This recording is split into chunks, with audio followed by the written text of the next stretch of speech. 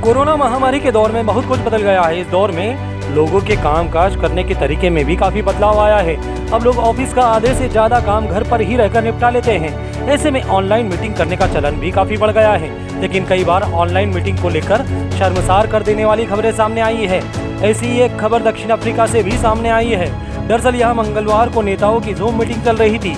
इसी दौरान अचानक एक नेता की पत्नी अपने पति के पीछे बिना कपड़ों के नग्न अवस्था में दिखाई दी, जिस वजह से नेता व उनकी पत्नी को शर्मिंदगी का सामना करना पड़ा।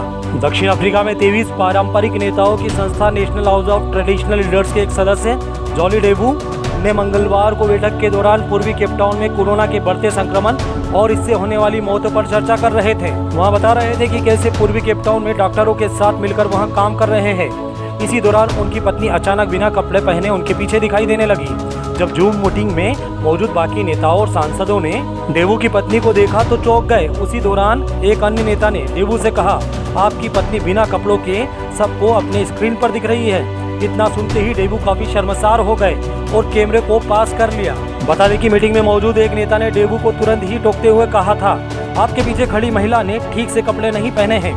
हम सब कुछ देख रहे हैं। क्या आपने उन्हें बताया नहीं कि आप मीटिंग में हैं? यह बहुत परेशान करने वाला है जो हम देख रहे हैं। इसके बाद डेबू ने मीटिंग में मौजूद सभी अन्य नेताओं से माफी मांगते हुए कहा, जो कुछ भी हुआ उसका मुझे बेहद खेद है।